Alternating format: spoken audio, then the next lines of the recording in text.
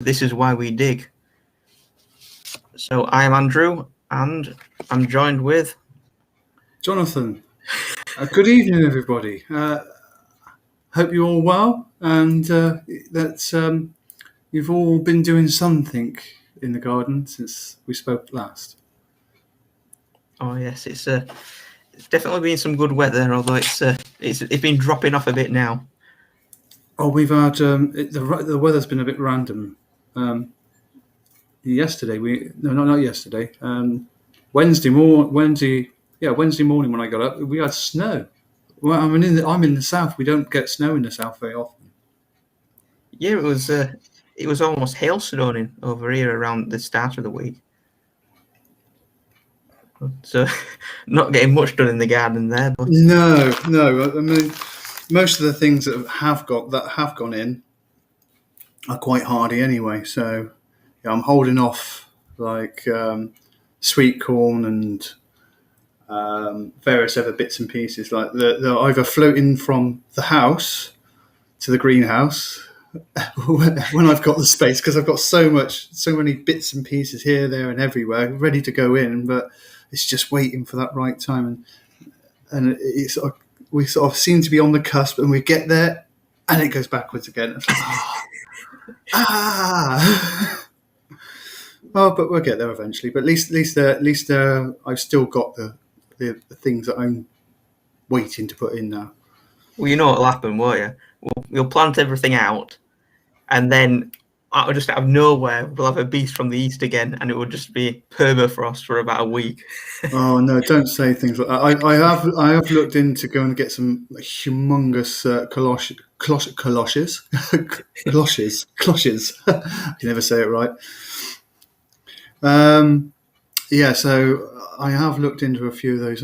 I've already got down on the allotment some huge like arcs of blue piping, which I can fix into the ground, and then just put a plastic sheeting over the top, clear plastic sheeting, obviously. Yeah, I remember you telling us about that. Yeah, I'm going to have to. Well, once I get it set up, I'll take some photos, and hopefully I might be able to put it onto the stream for everyone to see. So it'll be like a mini version of um, a greenhouse or something like that. Yeah. So, what have you been doing in the garden in the last fortnight? Oh, what have I been doing? I've been doing a lot of pricking out recently because I've set some seeds out, and first lot of seeds that I've been pricking out are the magic mix cauliflowers, and that's so you can see the tray. That's the tray that I had. I grew them all in there, and then used a pencil to prick them out, and then put them in the modules to grow on. So they've all got their individual space, and they're much easier to take out as and when you need to plant them into the ground. That's one of the things. And I've also done greyhound cabbage. Yep, there you go. And I did exactly the same with those. So I haven't got very far with those at the moment. I've only done 6, but they are coming. They're coming, and they will be. I will get the rest of them out of there and put into modules. Also, I've had a brilliant success with what's it called? Swiss special Swiss sweet corn. I think that's it. That's it there. And I thought, they're never going to take. And that was a photo last night, and I put them out today, and they've grown even more than that today. They've grown about another quarter of an inch roughly. So they're really stomping on now. So I'm happy with those, and they're obviously non-GM, which is a bonus, and they're non-F1s. So hopefully I can keep the seed for next year. I'm not looking forward to trying to do that because it looks tricky. What else have I done? My Liscaria, Yeah, these. Now this is much like, it's an Italian plant. It's a salad crop, but it tastes very, very much like samphire. So, and when they start to grow, if anybody can zoom in on that photo, they look like slow worms when they start coming out of the ground. They're really strange looking plant, odd, so odd. I've never grown anything like it, and they're just starting to bring their first true leaves just coming through on some of them. So I'm waiting for those, and they're going to be interesting to see how they grow and what they taste like eventually. Because they're supposed to be nice in salads. You can cook them, you can blanch them, and they're nice with like new potatoes and so on and so forth. Yeah, Yeah, they look very odd then. They're quite freaky. When they started coming up, and I thought, what the hell is this look like? It's got like that brown, like sort of shine to them, like you when you turn a slow worm over or have a slow worm in your hand. It looks exactly like a mini slow worm. It's really weird to look at, really odd. I can't think of anything else. What were the other things I had on? I had down there. Oh yes, these are. Name eludes me. Do you remember having the name there? I think I've got them on the pictures. Just a minute. Cannellini. Yeah, these cannellinis are from a bag of beans that my brother gave me. They were for cooking, and I thought, oh, let's try them. Let's see what they look. Let's see if they will grow. So I chucked a few in, I say like a handful, into a cup, and chucked some warm water over them. And I looked back in about an hour or two's time, and all the water had disappeared. So I chucked a bit more in, and then I left it overnight. Came back to it the following day, and they started filling and pushing shoots out. I thought, oh, they are going to shoot. So as you can see on this one, you can see that it's starting to push the right hand side bottom. That's starting to push a shoot up. So it'd be interesting to see what they look like. I have Googled it, and they do look a bit like sort of a French bean or yeah. There's another one. There's one I took out of the ground, and you can see the shoot coming out of the bean. I just turn it back over and I put it back into the soil. But yeah, no, it's just going to be quite interesting to see what happens and what they're going to be like. Because they look very much like my Khazar runner beans that I've got. Very much the same. But the Khazars are a much, much bigger seed, but exactly the same colour and shape.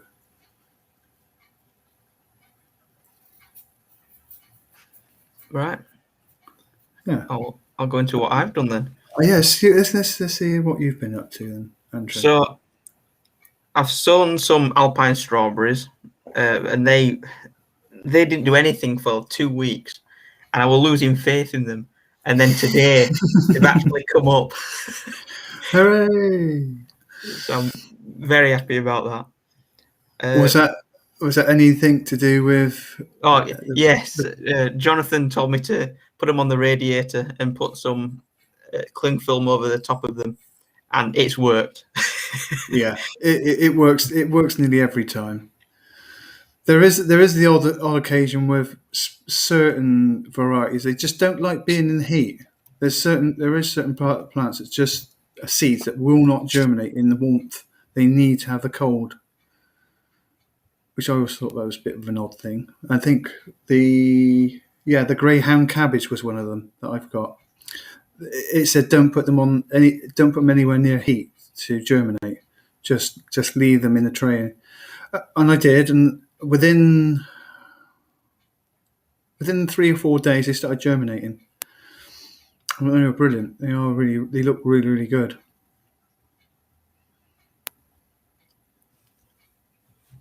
So I've sown some Burpee's golden beetroot outside, so that's what they look like.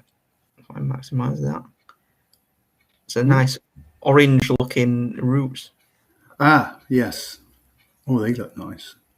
Apparently, they're meant to have a sweeter taste, so we'll see. I see. Are you just going to just boil them and peel them and eat them as they are, or are you going to see if there's anything else you could do with them? I have no idea. I've done nothing with beetroot before except eat it when it's pickled in a jar. So Oh, yeah, but eating it fresh and eating it pickles is two different tastes. that's When what I they're like it. oh no, they're really nice. They're really nice as a fresh vegetable. They're so nice because they're all beets. I mean, they're no different than any other beet that you can buy. So I've also outside I've sowed some Lola Rosa lettuce, which is a red sort of a red coloured lettuce. So if I can bring one of those up. Ah, yeah. I've got a green variety this year that I haven't set a seed yet. Yeah, yeah. I've got a green variety of that. That'd be interesting. So yep. So we'll try it out. Hopefully it works and it tastes nice. You're not going to do. It's not going to be a microgreen then. Oh no. Oh no, no. I've Also, I've got one. I've got a chicory. I planted a chicory down at the on the allotment. I've done 2 rows of the chicory, and it's very much similar to that. It's a very loose-headed, um, and the same sort of colour as well as that sort of burgundy, browny red. So, and that'd be the first time I've ever grown that. So I look forward to trying that. And it's not like your normal chicory, which is quite bitter. It's quite a loose-headed, like this lettuce that you've got there. I've got some jack ice seeds, jack ice lettuce seeds that I'd like to try as well. Bring up. Can you bring that up so we can have a look? Yep.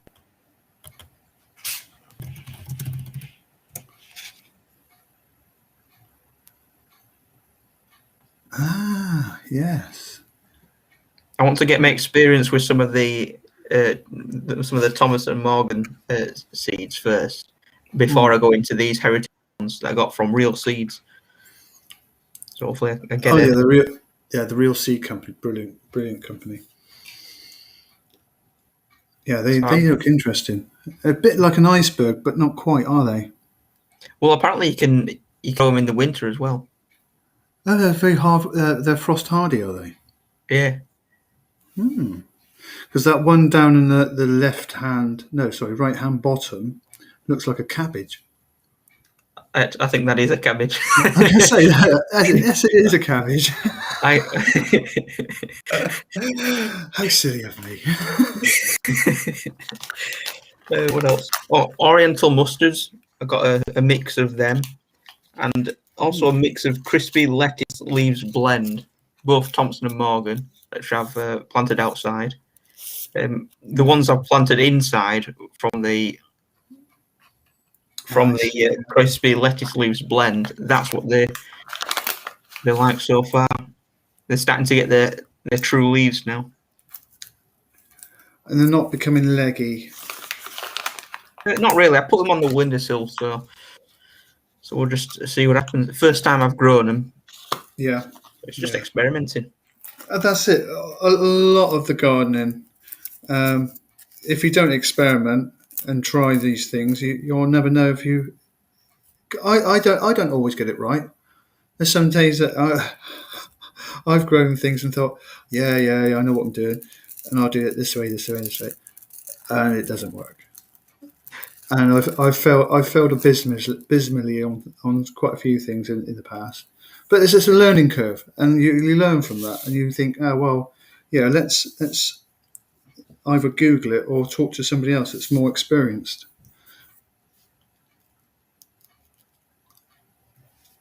So what else? Oh, I've put 2 lots of white Lisbon spring onions in as well.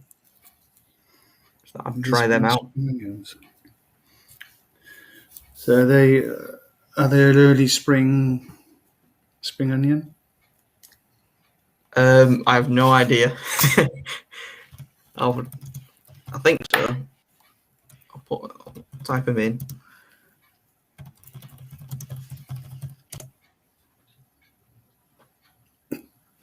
So it's just a spring onion. It's just a spring. They look like spring onions. a non-developed. Yeah, that's it. Yeah, I was looking at a variety similar to that, but they were red. All right. So they looked like mini red onions. I didn't get them in the end. That was from the Real Seed Company. I was like, I can't. I've only got so much space. I can't grow everything. I wish I did. If I had an acre of land, I'd set aside all these pockets and divide it all up. I'd go this there, this there, this there, and that there. Well, I think that's half the fun, pouring through the seed catalogues and seeing all these really wacky and wonderful varieties that you'd never get in a supermarket. Yeah, well, that's trying not to buy them all. Yeah, but you can still buy them and then maybe grow them next year, or grow a small amount so you can test it out and think, well, yeah, I really like those. I'll save the rest of these for next year. I'll put them in the fridge, and then the following year you can go, well, I'm going to grow all of these ones next year. So what else? And another load of these Vienna F1 radishes. As I said before, to those who haven't already who are new to this, not really into F1s, but they are good for experimenting with, because if they don't grow, if they don't work out, you haven't really lost much. And better to try these out than to use my better seeds that I got from Chiltern, my French breakfast and my sparklers. So that's... somebody asked me, how do you get rid of Japanese knotweed? Bloody hard. It's a real proper professional setup that you'll need, and it will cost you a lot of money. Unfortunately, a lot of money. The easiest way to do it is to buy a good glyphosate, which I don't condone using glyphosate unless you really, really have to. But use a good glyphosate, and you cut the stems off, and then you get these very, very big hypodermic needles, and you literally fill. You want to wear gloves. Fill up. Don't dilute it. Fill it up, and squirt it in there. Squirt it straight into the stems and the roots, and that is one way of getting rid of it.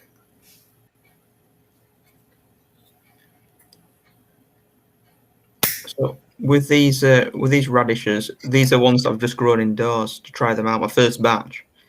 They've gone a bit leggy. Yeah, they will do, because.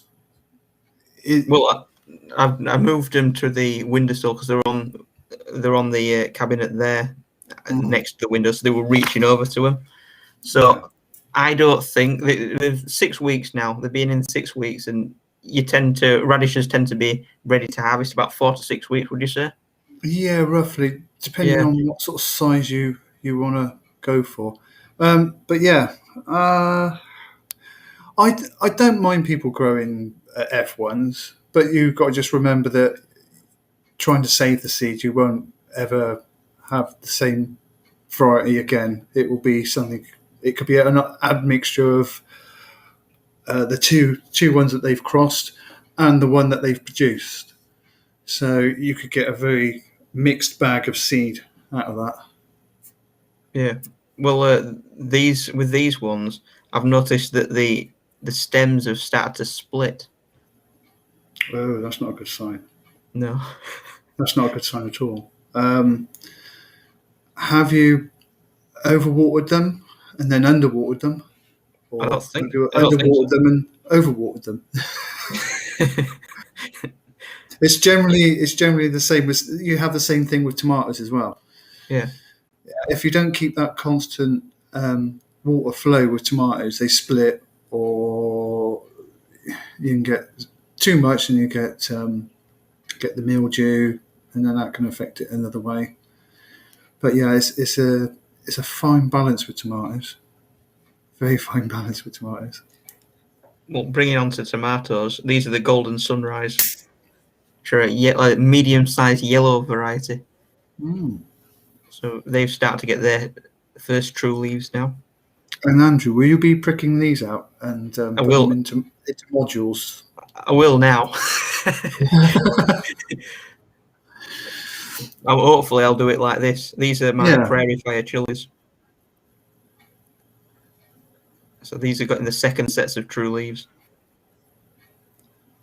And on a note on the little drip tray that I've got, that's something I rescued from things you buy your food in. So that yeah, one's got no holes in or air holes, so it makes a perfect drip tray. And you can yeah, even put it on the radiator if you're going to do that. yeah. And you can if you get the ones with the flip top lids that come with it, you can use those as like a mini greenhouse to get the temperature up. Yeah, yeah. Unfortunately, I don't have any of those. You tend to find them with sweets and Mm. stuff, which I don't Yeah, tend to eat. it's generally like those little fairy cakes or oh, little chocolate brownies or something like that. That's what you normally find. Yeah. Then last, I tried some beetroots as a microgreen. So I've never done this before with soil, so And try it what was out. it? Yeah, what was the container you used? The containers are food containers that's salvaged from a Morrison's Indian takeaway. So Oh, cool. what I've done with the beautiful thing about these is they stack, but they leave a little bit of space underneath, Yeah, so the water can drip out of. All you need to do is you take a knife or a drill and poke some holes in it, and it's fine. It works, good idea. That's a very good idea. and it costs you nothing, in addition to the the actual takeaway. Yeah. And I'm trying some coriander seeds in the seed sprouter for the first time.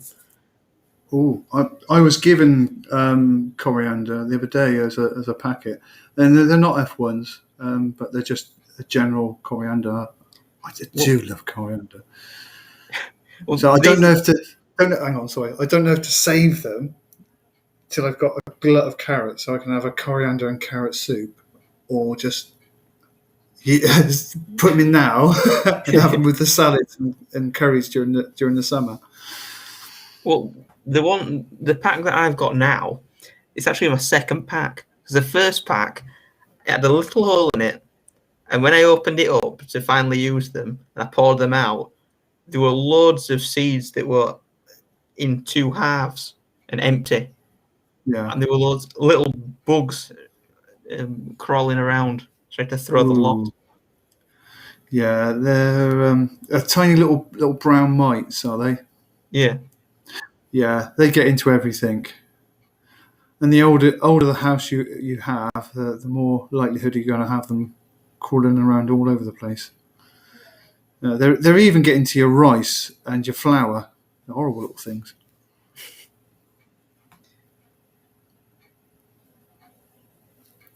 So that's what I've done. So I'll take some questions and before we go into the topic, if anyone's got any. When I'm looking at the pictures, when I'm on the different tab, you can't see the chat. So if I've missed any questions, then I have to apologise. No, everybody's just saying hello to each other at the moment. Yeah, so I hope everybody's. I can't see that. I have to take that off there. Oh, Roy Bob says, anyone take any losses with the first frost this week? No, I haven't. Not yet, because I've been cautious. Um, I even did the because I didn't have any fuel for my burners in my greenhouse. I ended up doing the double pots with the candles just to keep it over that temperature, just so the frost wouldn't get it. Cockney Nut Job has asked, guys, any tips for growing asparagus? Yeah, sandy soil, very very sandy soil, very rich sandy soil.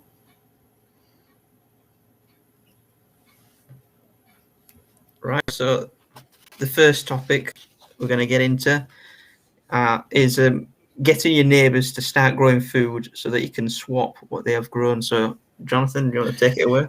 Yeah, I think most of you are aware that I've got my own ward, and we're slowly growing bigger and bigger as we go along. And we've also slowly and surely started to connect up with other towns around us. But this is something I'm going to try and roll out in my own town, which is to encourage everybody to grow something. It doesn't matter what it is. Next door could be growing tomatoes. You could grow onions. Neighbour next door to that, your potatoes. So, and then you can all swap your produce to one another, and no money will be changing hands. Yeah, this is something that everybody should be doing, encouraging their neighbours to grow something. And it's the thing is, we know what's going to happen next. If everybody's noticed that there's things coming off the shelves, products that used to be there aren't there, and then they're telling you, "Oh, it's to do with the EU." No, that's a lie. It's a blatant lie. It's nothing to do with that. It's control. There's an EU directive on. They're doing an audit on every country within Europe to find out what the farmer's growing, what the farmer is, everything about the farmer, literally right down to the blade of grass. And then they're going to start controlling that, even down to what seed the farmer is sowing, and then they're going to dictate to the farmer what seed he can grow, which is ridiculous.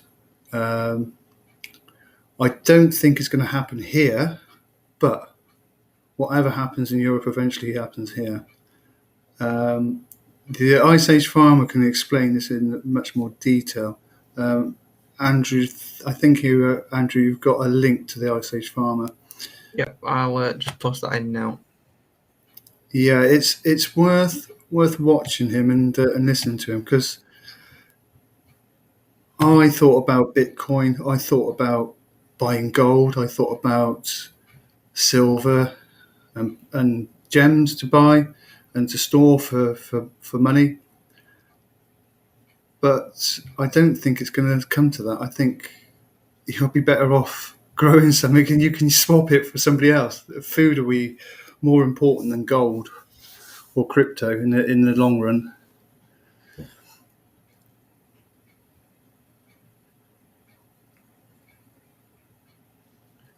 Right. One thing I'd like to bring up, I think I noticed that English Bird has got a question about growing hardware in grass. If you want to take that one quickly. Hardware in grass. Is that for smoking or for walking on? Walking on. Smoking, no. We don't have those sorts. It's not that sort of channel. No. Hardware in grass. You need more rye in your grass. You're better off buying. Don't bother buying B&Q's box grass or anywhere else grass. It's rubbish. It's useless. Absolutely useless. You're better off going to an agricultural centre and buying, depending on how much you need, but buying a very large bag of it. It's generally, and we're talking a huge stack of the stuff, but you'll never need to buy grass ever again. which generally retails at about 120. I know that sounds a lot, but you're guaranteed hardware and grass, and they'll be able to help you with your specialist needs. Some you might have more shade in your garden that you need it, or various other places. It's always worth going down to your local agricultural centre to get some more ideas, and it's much cheaper to do it that way than keep going to B&Q and buying these little boxes for a tenner or 20 quid, and you think, oh well, it's coming to something, and then it goes, it just all falls apart. And just go to the agricultural centre.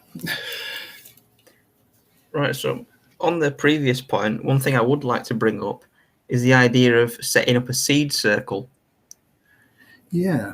Where everyone picks like one or two varieties, and they grow them, and they take them to seed. They take some of those seeds, and then if a few people do that, you all come together, and then you swap the seeds. So you end up with quite a few varieties. And I actually came across this idea from Real Seeds website, which I'll post the link in here for everyone.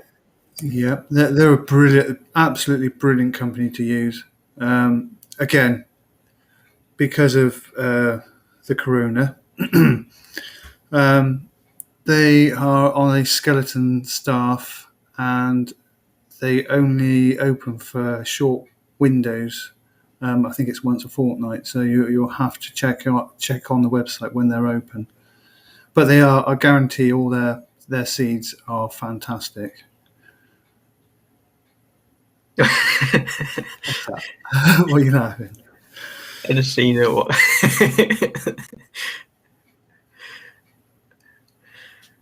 Yeah, we had some.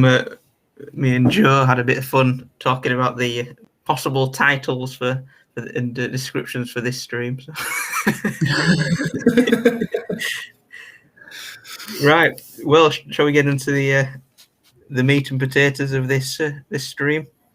Yes. All about your seeds. So we'll start off with growing seeds. So the first point I've got is the bigger the seed, the deeper you plant it. So if you'd like to, that's correct. Yeah. So if you grow a bean, you'll need it fairly deep, because beans are quite a hefty a seed.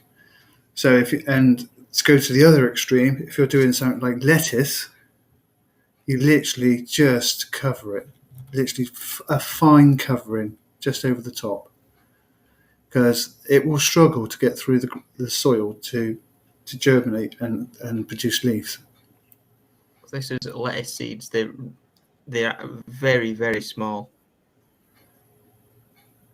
They're tiny. They're tiny little seeds. And generally, when you buy lettuce, you've probably got about, I don't know, something like 400 seeds in there, something like that, in a tiny little packet. So the second tip is which compost to use. So go into that. You want something that's roughly about pH level at about 5.0. You don't want to get up into the 7s, because if it gets up into the 7s, it can damage the seed, and you won't get a very good show. And the finer the soil, the more likelihood of germination. So the 5.0, that's slightly acidic, isn't it? Yeah, it's slightly, but I mean, most plants will live on that and tolerate that. So I think the rule of thumb that I've come across is that if you're going to if you're going to put a seed in a little module, for example, like I've done here, you use some very fine seed or cutting compost. Yeah, because you're going to transplant that onto something bigger. Yeah. Whereas I generally make my own. Oh dear. Yeah, I do generally make my own. So I'll buy all the different bits and pieces I need, and then I'll mix it, sieve all the big stuff out, and then sieve it again for the smaller stuff. So I'll have a very fine sieve to put on the last dressing onto the top of the seed, especially if it's something like lettuce or anything that's very small. Whereas if it's a bean, it doesn't. I don't process it. It's as it is. Once I've made it, I just plonk the seed straight in, and it can be as rough as ready as you like. And that's the same with microgreens as well. You've used very fine seed compost for that. Mm. Whereas if you're doing, something like that, lettuce or radishes or something, where you're going to put the seeds in, but you're not going to pot them on. They're gonna grow in that compost. Then you'd use something like a multi-purpose. Wouldn't you say? Yeah, but it needs to have organic matter in there. If you've got organic matter in there, it will produce a better root stock on there for you. It takes it much easier, especially if you're going to do pricking out. It's much easier to prick out with things like that in there. So the third point is give them a good water. Depending on how, if your soil is on the damp side, I tend to leave it alone. So I'll put the seeds in, top dress, put them in a bag or put the cling film over, put them on the radiator and leave them alone. I don't add any extra water until you start seeing something happening, and then you can take the top off. And then obviously once you take that bag off or the cleaning film off or whatever you got on top of it off, then you'll start to see it dry out, and that's the point to then water. And don't over water. Always leave it to the point where it looks slightly on the dry side, then water, because what you'll do is you'll end up rotting the seed in the ground. Yeah, that was actually. Like I said, you'll defeat all the things that you've done. So that was actually the fourth point. Oh right, was it on? Yeah, covering with cling film until you see the shoot, then remove. So if you see what I've done here, I put cling film initially. I put cling filmed over all of these after I've watered them, and I put them on this little drip tray, like I said earlier, that I took from. I think it was some veg in that, and I just put that on the radiator. I mean, that one is big enough so that if you've got two parts of the radiator, it'll just sit on there nice and comfortably. And it worked. And this is one of these chilies are one that previously I just put on top of this cabinet, and nothing happened until Jonathan told me to do what we just said, and it worked. Especially with chilies, peppers, tomatoes, they generally like that extra bit of heat to give them a warmth, so they can actually then. Sorry, I was reading chat then. Germinate. I found that especially with peppers. I've had a bit of a mare with peppers this year.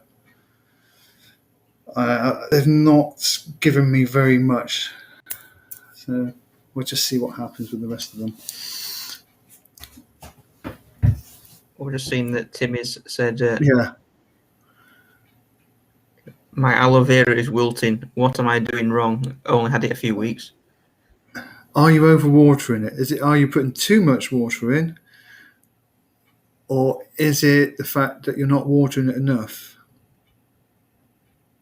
Or if you bought something that's dead?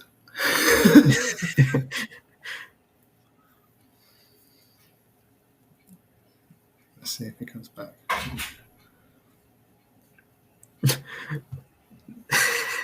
That might be why then. Put some water on it. And water it from the base. Don't water it from the top. Oh, it said it seems to be rotting. Ooh. It's a dead one. Take it back. Take it back. Say, no, this is no good. Oh, that one jumped. Oh, worry. Laney Fabricio, does anyone know how to get rid of vines that is taking over my house? Depending on what type of vines they are. If it's something like Russian vine, which or the other name for it, mile a minute, and it literally is mile a minute. And that again, I'm afraid to tell you, is glyphosate. Um, Something like Roundup or something like that. I don't like using it. I hate using the stuff, but it does the job. Just don't get it anywhere near your veg crops because it is cancerous. Right, so I've got some pictures from Boudica, which I'd like to show everybody. So the first two actually are about growing vegetables from kitchen scraps, which I think might be something we might cover later on. Yeah, You've got yeah. carrots here. Now it's important to note that with carrots, the greenery at the top, the leaves, that'll regrow, but the actual root itself won't. No, but what you can do is you can let them grow like this and then save the seed for the following year. All So right. that is a good idea to do. So you can do that. That is a possibility.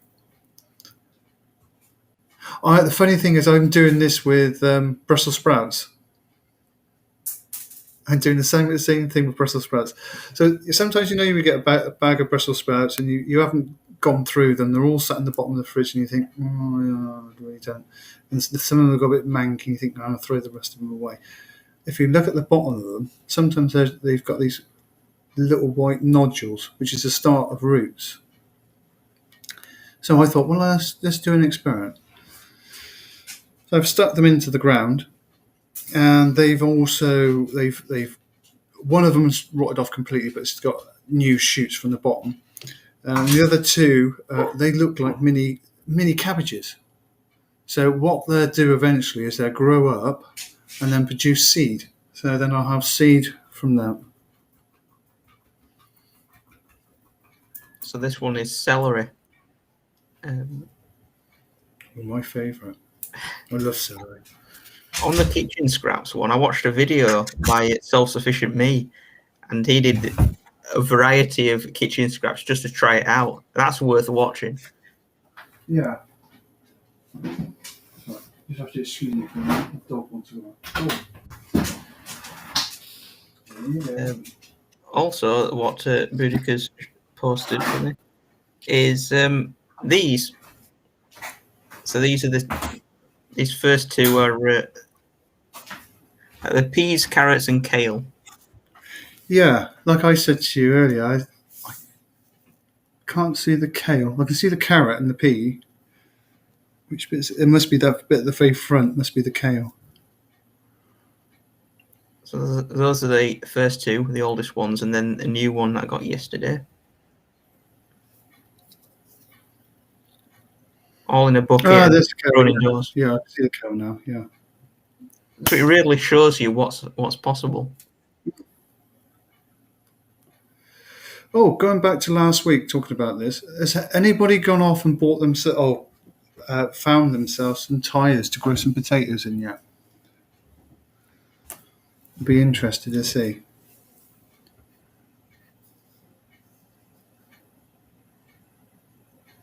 Celery with a dip, yes. What's your dip though?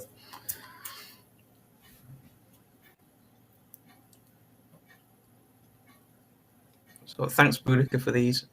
Yeah, brilliant, Boudica. Nice work.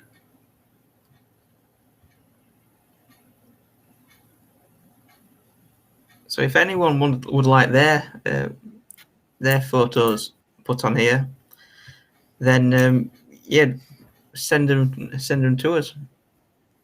I'll give you the Discord link, and just send them to us in there, and we'll we'll put them on.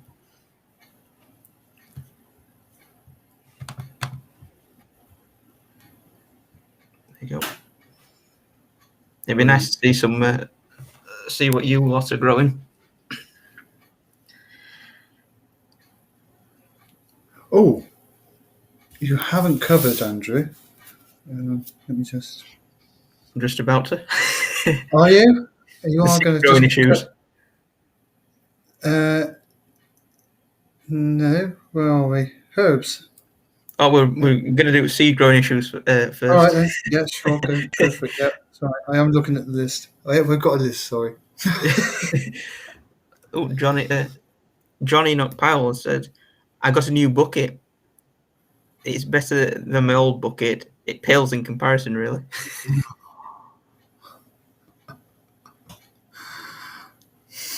Sir Francis said, "I'm planning to plant potatoes in the garden." Oh, lovely. Good. Oh, so Francis, how are you getting on with your? Was it you or was it John Enoch that had their grandfather's gardening book? I'd love to find out which one of you it was because I'm interested. Right then, so seed growing issues. Hmm. These are some things that that I've had a lot of problems with. So first one, leggy seedlings, not enough light. So take it away. It can be not enough light. It can be overwatering. It can be a number of things. Um, so I could stop reading the chat. Um, yeah, it can be a number of things. Generally, it's either not enough sunlight and also a little bit too much water. Not too much heat. Yes, it can be that as well.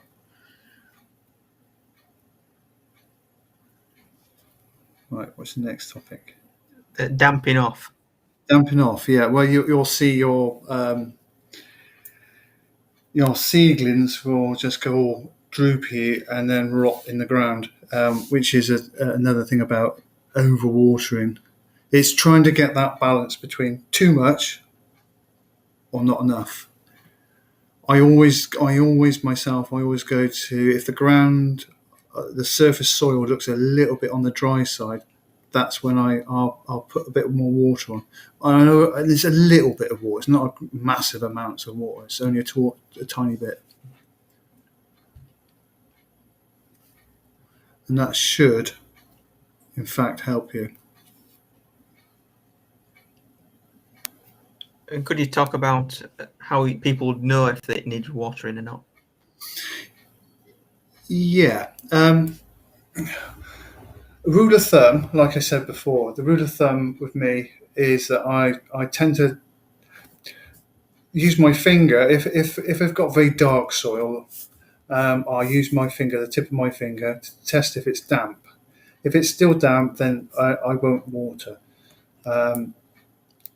If it's not damp and it feels quite dry, then only a very, very small amount of water. Depending on the seed, again, depending on if it's a large seed or a small seed, will depend on how much you water.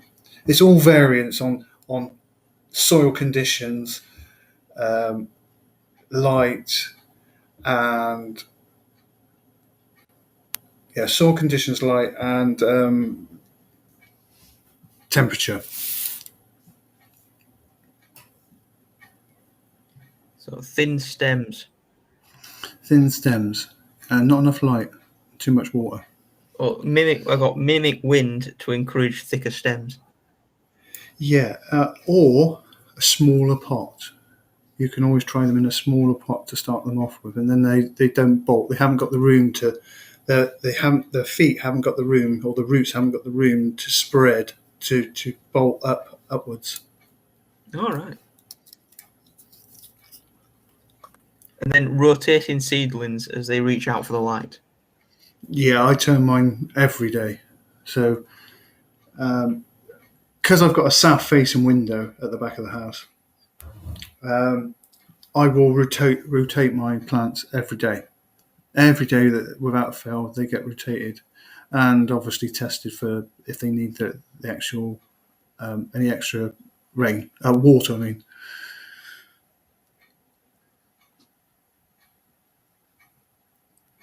Great. So hopefully that'll help everyone get a bit more success when it comes to growing them.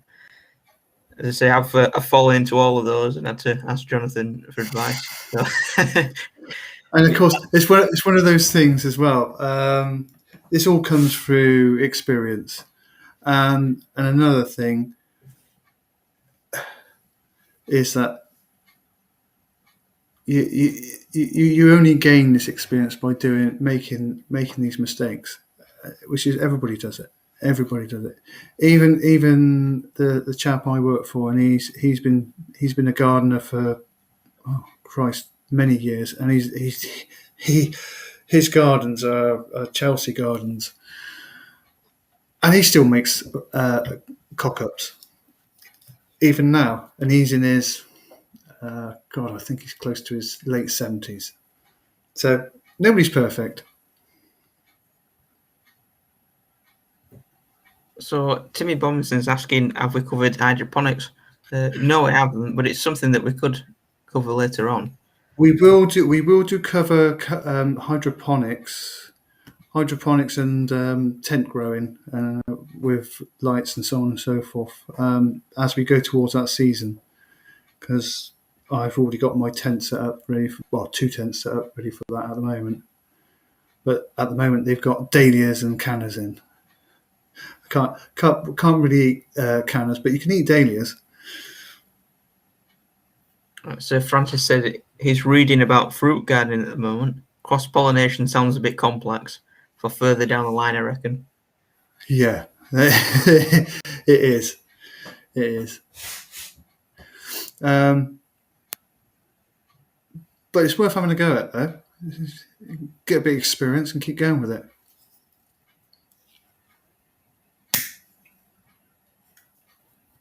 Picking Gaz has said, I remember using the airing cupboard for broad beans in a jam jar with tissue. Is that really good? Yeah, and runner beans as well. But instead of tissue paper, use cardboard or rolled up paper. So like a newspaper or something like that.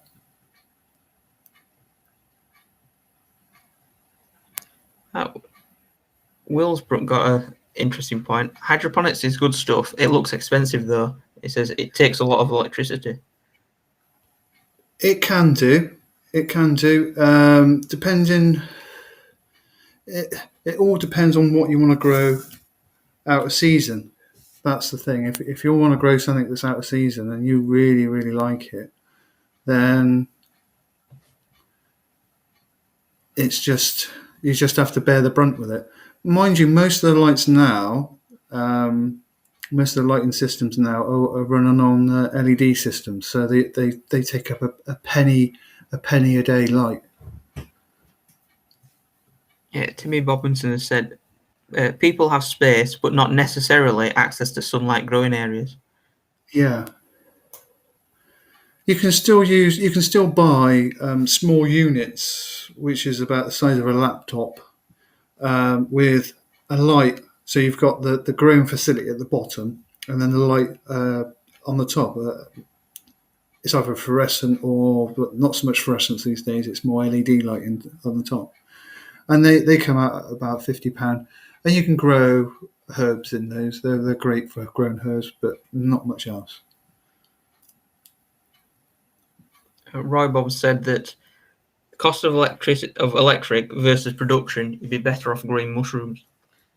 Yeah, could be. And that depends on what growing system you're using and how much you want to spend on that growing system. I've spent, for my system, because I use it for other things as well, I don't just use it for growing vegetables out of season. I use it for stuff, because I'm a gardener. I use it for people's plants that I have like dahlias and various other things that I need to force on. so they'll be ready for the summer. So I'll use it for that, but then I can charge for that, and then that makes it whatever I want to grow at any other time of the year close to free.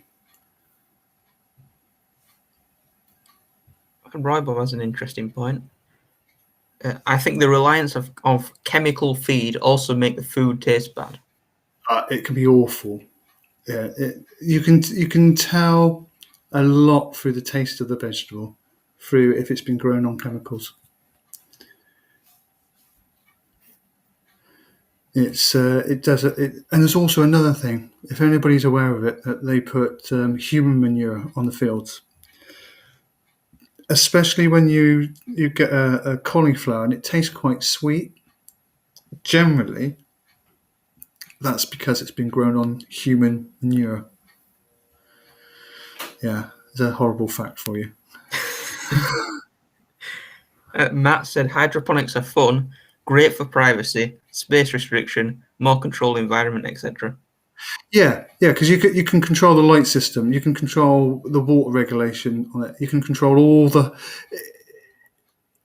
everything bends to the way that you want to grow it, basically. So if it needs extra light, you just turn the light back up or down. Some hydroponic sets have got lighting systems have got a vegetating state and flowering states, so you can swap between the two. And you put it on a timer. You don't necessarily need heat unless you've got somewhere like a shed or something like that where it's cold.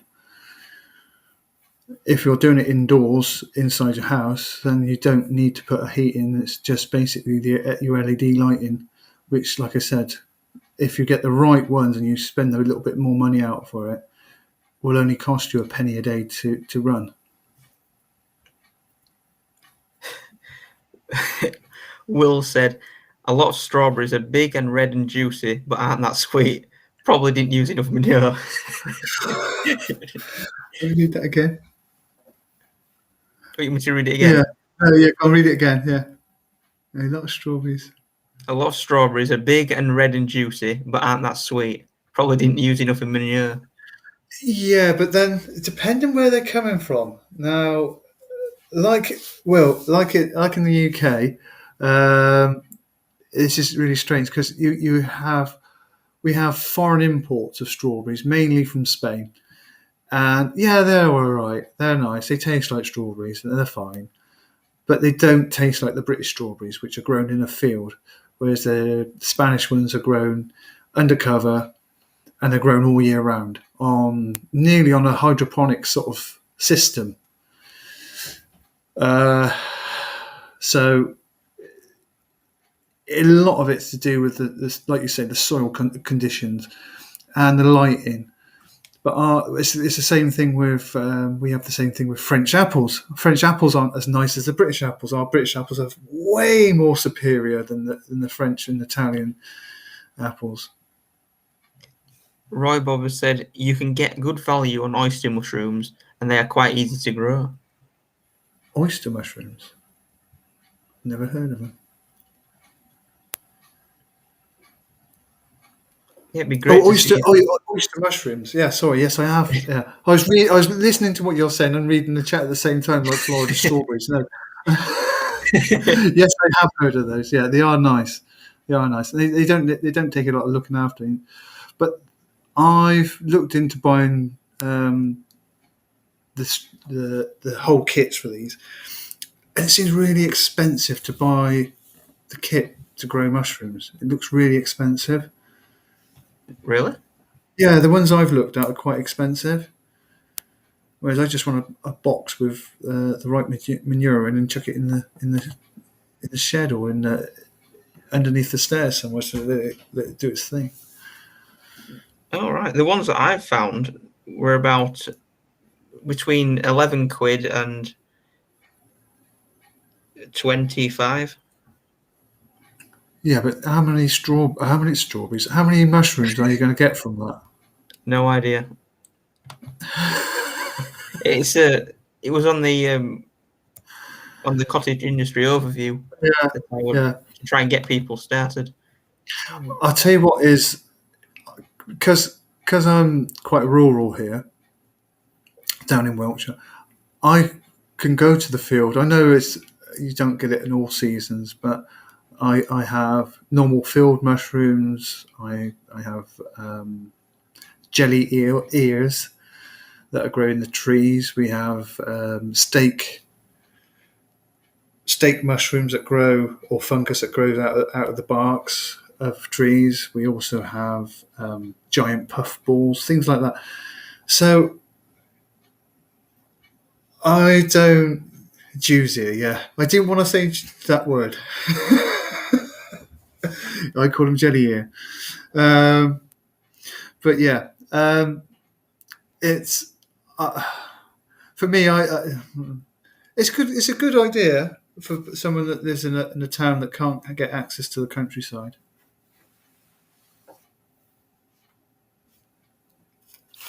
So, Cockney Nut Job has got a question. Best way to take a cutting from a cherry tree? Best way to do it is a graft, or if you have a cutting, cuttings off of fruiting trees don't really grow that well. You're better off doing a air layer, where an air layer is basically you cut two parts of the bark off the same size. This is the cheapest way to do it. I've got professional bits and pieces to do it with here, but the easiest way to do it is get a bag of sphagnum moss, clean film, a bit of rope, and some hormone rooting powder. Organic hormone rooting powder, none of that chemical rubbish. Take a small section of the bark off, so you're just taking the camber off the outside of the bark. Put the hormone rooting on where you've just taken the camber off. So you still need to have two parts.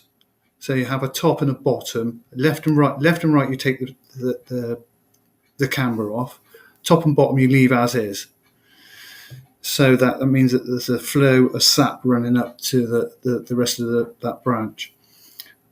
Put the hormone rooting on. Put the sphagnum moss round it as a ball. Put the clean film around that again. Then tighten it up with 2 pieces of string or wire, preferably not wire because it could bite into the bark as it grows and matures. But I generally use string. And then leave it for about 6 months. Check, pull it, unwrap it. Just check if there's any roots growing. If the roots are growing quite nicely, leave it on, wrap it back up, and wait till the leaves start to drop. So all that goodness from that branch or area that you're going to transplant off runs all back into the root system that you're growing. Once that's done then you can cut it off. I know that sounds a long process, but that is the best way to do it if you really want to do it that way. Is asked, peel the bark. Peel the bark, yeah. Don't. Hang on, I'm reading the chat again. Peel the bark, yeah. You don't want to peel all of the bark off. So if you take the top layer of the bark off and you've got that underneath before you actually get to the hard wood underneath that again. So you've got that fleshy green part. Leave that fleshy green part on. So you take the browny woody piece off and leave that fleshy green part underneath. But you'll need to do it left and right, and top and bottom leave on, if you see what I'm saying. Right. So shall we get onto the herbs? Yes, I'll move on this. So I can get Right. to the So herbs. there's a wide variety of different herbs available, and they're all providing unique flavors and medicinal properties. So we've chosen 5 popular herbs, which we're going to go into a bit more. So, first one, chives. They're very easy to grow. Chives are a perennial, so they'll keep coming back year after year. Chives have an onion-like smell and flavour, and even their flowers can also be eaten. If they're planted outside, though, you want to make sure that they're in plastic containers because they go everywhere, absolutely everywhere. Yeah. So to follow up on what Andrew just said, the years of experience with chives. If you do put them into the ground in your garden, they will go like rampant everywhere. They will the small tuber seed underneath the ground will divide and split, and they're so tiny that you don't see them, and they'll pop up all over the place. And when it comes to the purple headed flower on the top, they're lovely, really really nice, but before they set seed, put a bag on the top of them, a paper bag to catch those seeds, or just cut them off. Because if those tiny, tiny little black seeds get anywhere in the garden, you'll find them coming up between your patio, in your grass, God, everywhere. I've had them all over the place, literally all over the place. And what about medicinal properties? Oh, the leaves are mild antiseptic. So they also promote digestion, stimulate your digestion. So they're really good for stuff like that with your stomach and things like that. Medicinal purposes, that's the main medicinal purposes. But there's a lot of varieties of chive. I'm lucky I have a wild variety that I managed to get a couple of months ago. You can, somebody said about the edible flowers. A nice recipe for the flower heads before they actually go to seed themselves is make up a batter like you would for you would like a fried fish or something like that. And what you do is you dip the flower head into the batter. Make sure you've got a deep fat fryer nice and hot, or oil in a pan nice and deep and really hot. Chuck them in there quickly. Let them just brown off, and then pop them back out, and they're lovely like that. Absolutely gorgeous. Daffy Davis has asked, chives are or annual? They're perennials. Perennials, yeah. Right, so the next one is going to be mint. So, like chives, mint is also a perennial. There are many different varieties of mint to try out, such as peppermint, which is some that I'm growing, chocolate mint, and pineapple mint. I've got chocolate mint. Oh, yeah, I've got chocolate mint. That's from another lady's garden that I did some work in. I thought, I'll have a bit of that. So, mint prefers semi-shade, but can cope with more sunlight, providing it's watered more frequently. And like chives, you've got to be very careful where you plant it because it'll go everywhere as well. Yeah, it's much like couch grass. If anybody's come across couch grass, which is from the rhizome, it will push a root out and then pop up somewhere else. So you're seeing a lot of people's gardens, they'll grow them in a Belfast sink, so they can't escape anywhere across the garden. And that's always a good bet to do. Even if you grow it in a pot, in your garden, on the soil, it will push one down underneath the pot and into the soil. So you must be aware of that. So things you can do with mint, you can obviously make mint sauce, nice on a bit of lamb, or you can make peppermint tea, or any sort of mint tea. Yeah, mint's very. I love it on my new potatoes. I do love it on my new potatoes with a bit of butter. Just butter, mint, perfect. But it's got medicinal purposes. So it's medicinal purposes. It's another antiseptic, anti-inflammatory as well, and antibacterial. So it's very, very good for you. Isn't peppermint tea also good for your digestion if you've got a little stomach? Yes, it is. It is. Yeah. It's an easy easy thing to do as well. Is just steep it in hot water, not boiling water, hot water. Because if you put it in boiling water, you lose all the oils, essential oils. They disappear quickly. So it's hot water that's just gone over the boiling point and it's come back down again. Johnny, what kind of breath mints do dyslexic military officers use? Tactics. Should have got that one.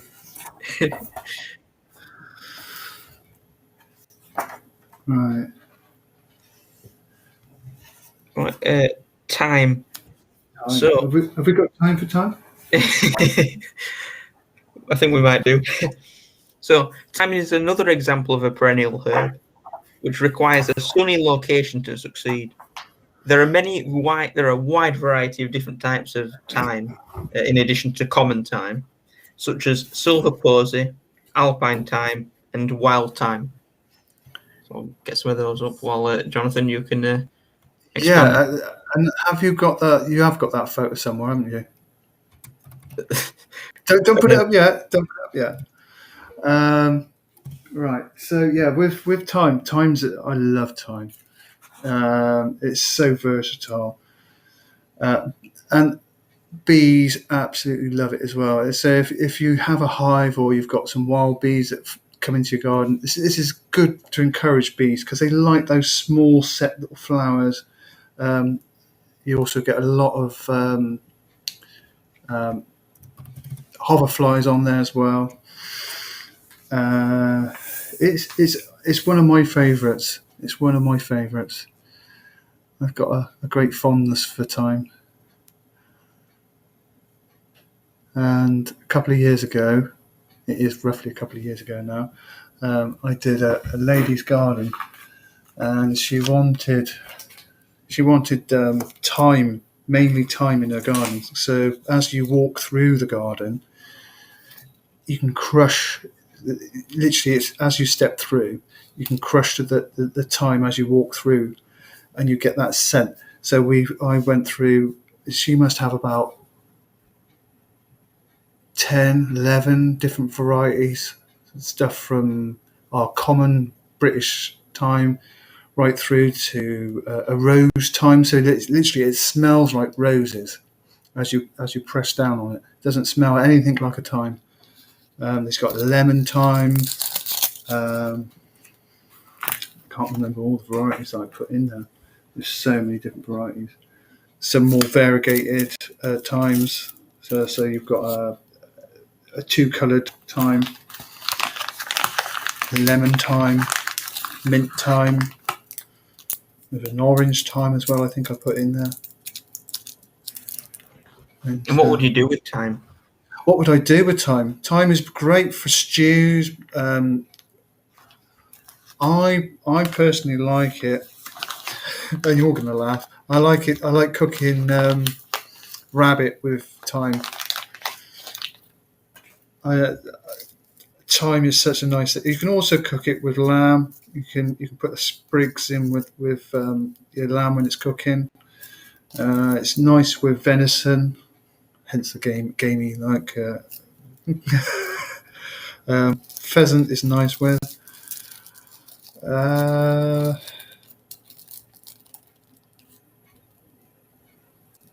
Yeah, it will grow anywhere. Robob, sorry. It will grow everywhere. What I was trying to do with one person's garden is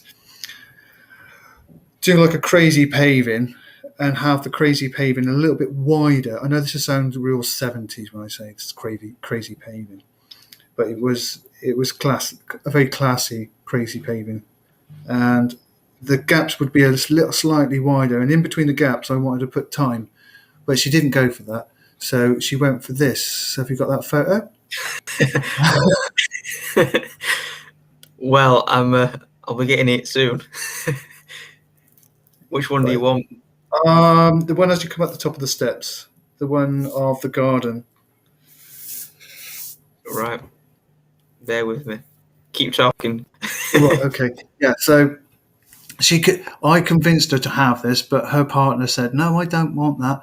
So we ended up changing the design completely and ended up with it looked more like a train track. So it was it was uh,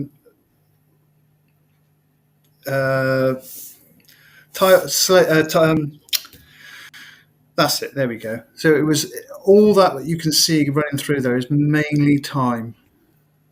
That took me about 2 months to prep and plan up. There was nothing there beforehand. Absolutely nothing there beforehand. So as you walk through, you can see all the time. And this was tail end of last year. After we had all that hot summer, and they all needed a jolly good cutback after the summer had finished because they'd gone like crazy. And behind that high trellis that you can see in the background, she has beehives. So it was very good for her bees. Her bees were all over it. The first year when I put them in, they weren't interested. But the following year, once they were established and grew really well, they were all over them. They didn't go anywhere else. And the honey, oh, the honey was lovely. It's totally different. Really, really nice honey. I've got the other photo. What the photo looking More further into the garden, so you can see a bit more of an aspect of the garden. Right, I'll get that one.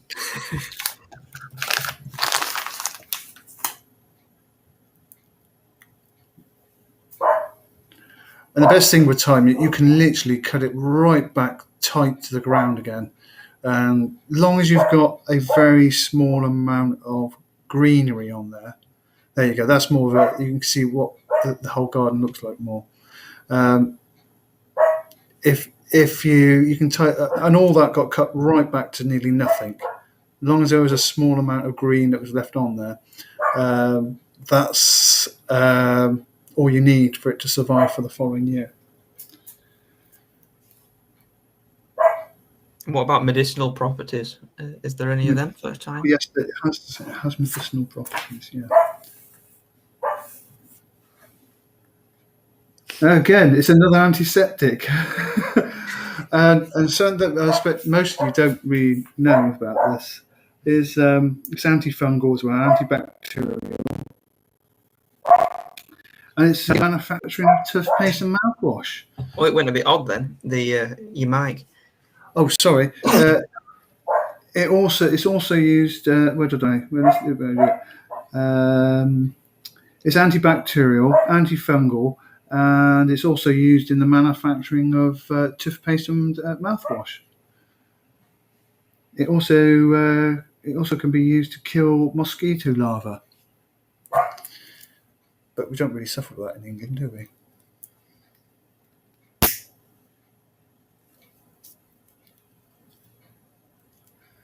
Can you still hear me, or have I gone dead? No, I can still hear you. All right. So what's the next one? We're moving to parsley. Yeah, it's good parsley. Was that a yes? Yes. Yeah. Right, parsley.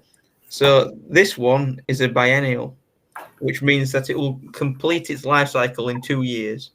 However, it is typically grown as an annual because in the second year its leaves can taste bitter.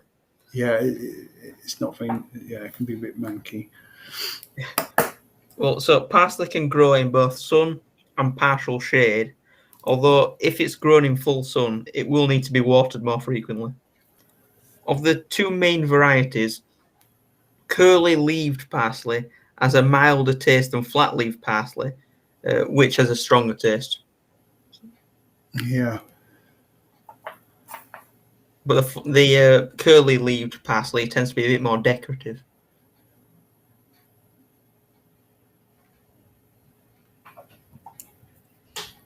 Goodbye, Timmy.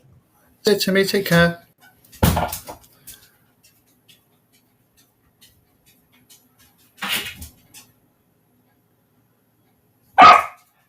Oh, there's the dog. Will's just said antiseptic. So if you get cut, you'll be okay if you give it some time. Oh my dear, what are you doing? Stop being a pain in the butt. Be quiet. Sorry, I'm talking to the dog, not the missus.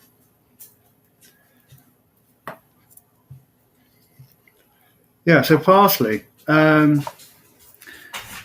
Medical side of parsley. It has many vitamins. Vitamin C. It also high in iron and other minerals. And again, like all herbs, it's antiseptic. It has an antiseptic properties.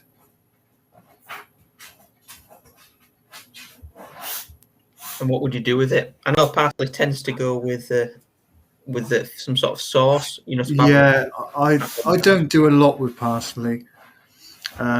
It's not one of my favourites. I'll just tell you the truth. Yeah, I tend to make it into a sauce for like a white sauce for fish. Yeah, I also, when I'm doing a little bit of research on parsley, apparently it's good to go with other herbs as well as a complement to it. Yes, it is. Yeah. You know, you can also make a tea out of it, a parsley tea. All right. Um, but you don't want to have too much of it because it can be toxic. Over too much, too much of a good thing could be bad, as we all know. Johnny got Powell again. Did you hear about the new antiseptic healing cream that's actually just a placebo? They call it Sudocrem. Yeah, I think you're quite right there. It's a bugger to get off your hands as well. Oh, Roy Bob saying, feed it to lamb or rabbits. That's parsley, not Sudocrem. You wouldn't want to feed that to your rabbits. Yeah, but will that make your rabbit taste nicer? Do you think? I know it works. I know, like if you have pigs in an apple orchard, that they take all the fallen apples that are no good for cider or eating. It does make the pork taste much nicer. Zan says he puts it on meat and baked beans. On baked beans. Ooh, how weird. Strange combination. Right, so the final one is sage. So sage is a woody stemmed evergreen perennial herb, which also requires full sun to thrive. There are many different varieties of sage that you can try. Some examples include purple sage, tricolour, and blackcurrant sage.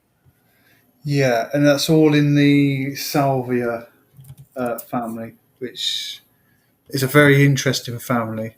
There's also a sweetener that people can use instead of sugar, but they keep taking it off the market because they don't want people to use it because they want people to use sugar.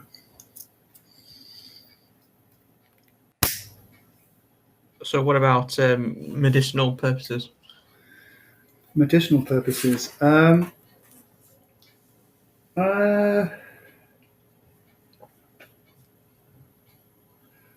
It has healing powers, it says, and you can make it. It's a good for colds and coughs.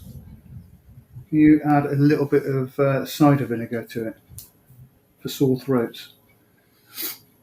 Yeah, but I personally, my favourite thing to do with sage is make stuffing. Yeah. Sage tea, yeah, for sore throats. Old Mother Earth, and thank you for also sharing our stream to PWR, isn't it? Yeah.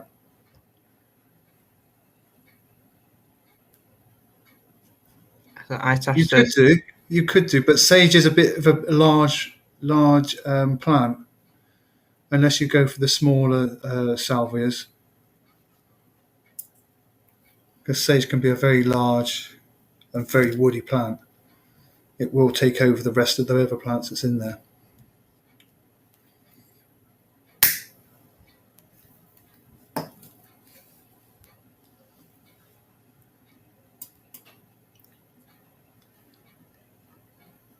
Marta said that salvia has a psychoactive substance in the root, so I hear. I wouldn't know. You might be right. I haven't a clue. There's a lot of plants that have various things in their root systems or in their flowering heads and so on and so forth. Sir Francis has said, very sage advice.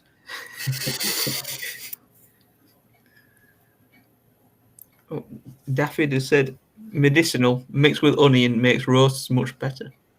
Oh yeah.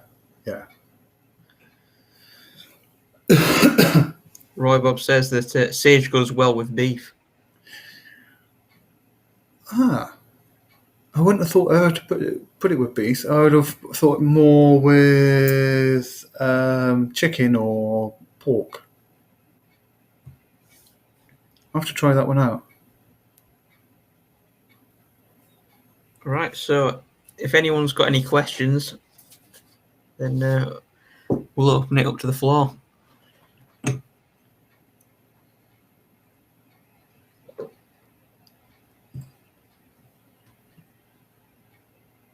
I noticed earlier on in the chat that John Francis mentioned getting beetroot out, and that he's doing it.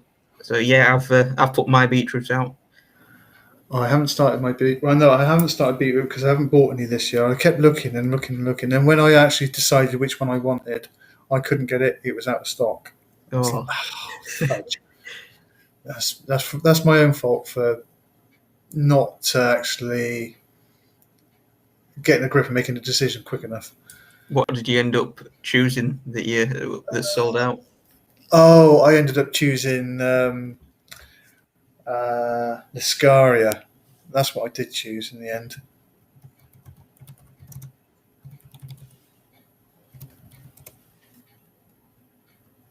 Yeah. Go duck. Try to search for it, but it's an agate.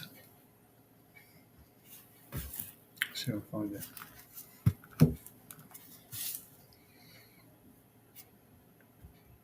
I can't find it.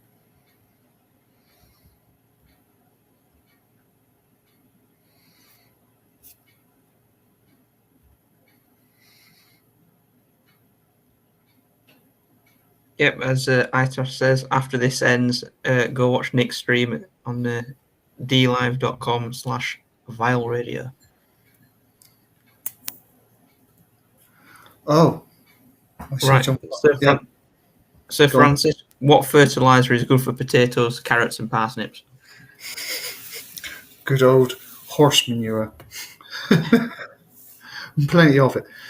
Don't fall into the trap of buying a fertilizer from a shop or online shop. It's just chemicals. It's rubbish. You're better off if you're going to do it in the traditional way of double digging. So you go down one spit of the shovel, then go down another spit of the shovel, lay some nice manure down in there, some well rotted manure, not fresh, and then fold it back over and do the same on the next line,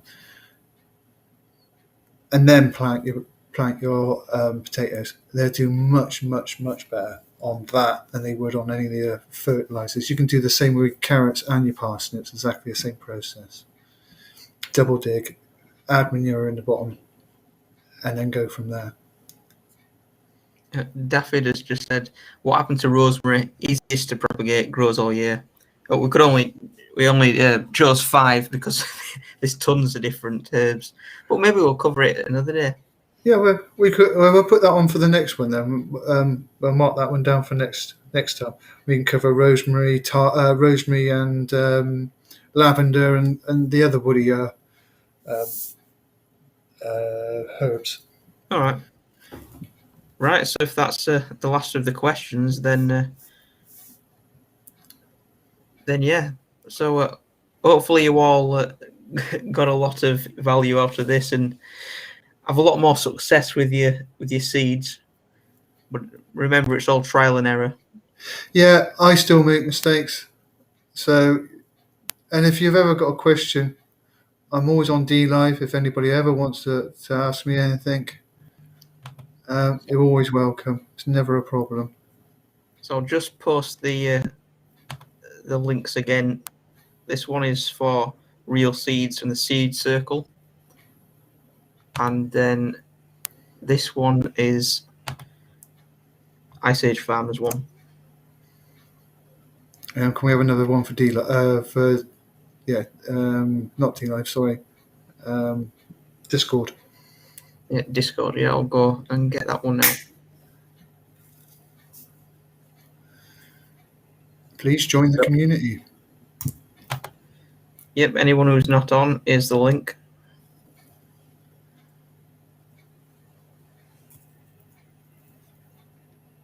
Right then. Thank you ever so much. Take care, and we will be back on the 22nd, so in 2 weeks. In 2 weeks' time. And again, if anybody wants any information, either ask me on Discord or save it for the next time. If there's anything you want us to cover, contact us on Discord. You're more than welcome. All right, so with that, goodbye, everyone. Take care. Take care.